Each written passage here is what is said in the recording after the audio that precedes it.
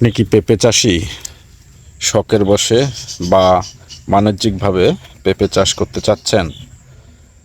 আপনি কি পেঁপে গাছ লাগিয়েছেন কিন্তু আপনার পেঁপে থেকে আশানুরূপ ফল আসতেছে না? তাহলে আজকের ভিডিওটি পুরোটাই দেখুন।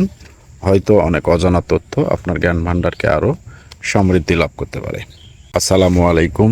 JNA অ্যাগ্রোর পক্ষ থেকে আপনাদের সকলকে জানাচ্ছি আন্তরিক অভিনন্দন এবং শুভেচ্ছা।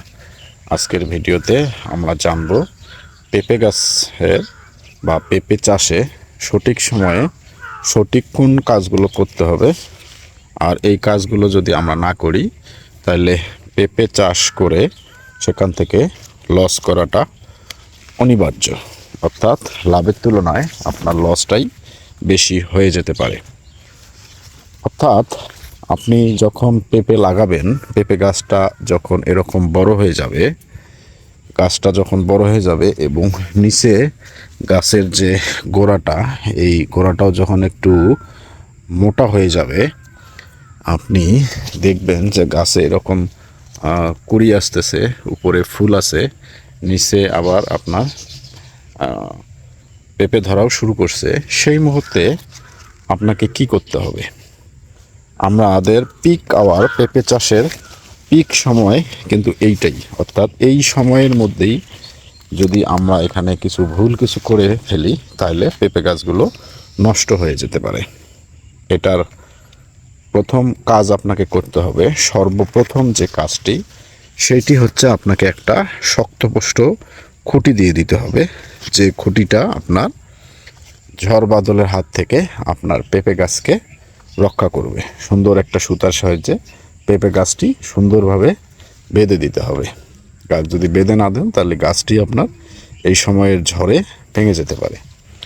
দ্বিতীয় যে কাজটি করতে হবে, এখন যেহেতু পেঁপের ফুল আসা শুরু করছে এবং নিচ থেকে পেঁপে ধরাও শুরু করছে, সেক্ষেত্রে আপনাকে এই গাছটিতে এখন নিয়মিত পর্যবেক্ষণ করতে হবে। এটাকে মাইক্রো নিউট্রিয়েন্ট জাতীয় যে খাবারগুলো আছে সেটা দিতে হবে। পটাশের পরিমাণটা একটু বাড়িয়ে দিতে হবে। ইউরিয়া পরিমাণটা আপনাকে কম প্রয়োগ করতে হবে। আর নিচে আপনি দেখেন, অনেক সময় পেঁপের আপনি দেখবেন এই যে উপরে এইখানে পুরুষ ফুল আছে, আবার স্ত্রী ফুলও আছে। এটা আপনার নিচ থেকে একটাই ধরবে। অনেক সময় আমরা অনেক পেঁপেতে দেখি যে হলো এই সাইড দিয়ে 2-3টা করে পেঁপে হচ্ছে। তখন আপনাকে একটা ভালো পেঁপে রেখে বাকি যে দুইটা হোক বা 3টা হোক, এটা ছেটে দিতে হবে।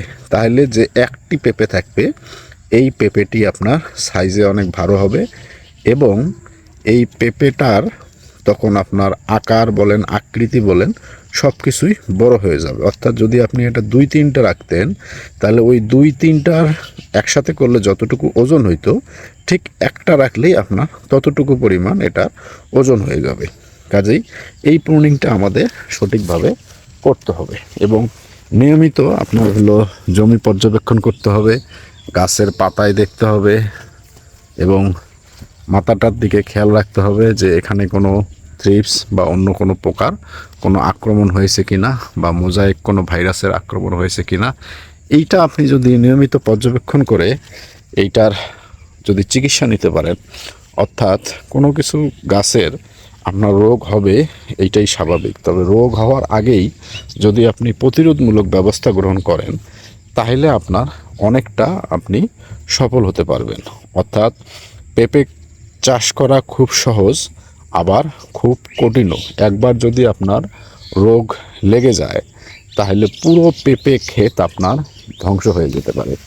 এগুলো আপনাকে নিয়মিত খেয়াল রাখতে হবে। আমার এখানে মোটামুটি প্রায় 200 গাছের মতন আছে, যে গাছগুলো আলহামদুলিল্লাহ এখন পর্যন্ত ভালো আছে, সুস্থ আছে এবং সবগুলোতেই এইভাবে পেঁপে ধরা শুরু করছে। আমি সবগুলো গাছেই এইভাবে খুঁটি দিয়ে দিয়েছি এবং এখন পর্যন্ত গাছগুলো থেকে আশা করি যে ভালো কিছু হয়তো পাওয়া যাবে।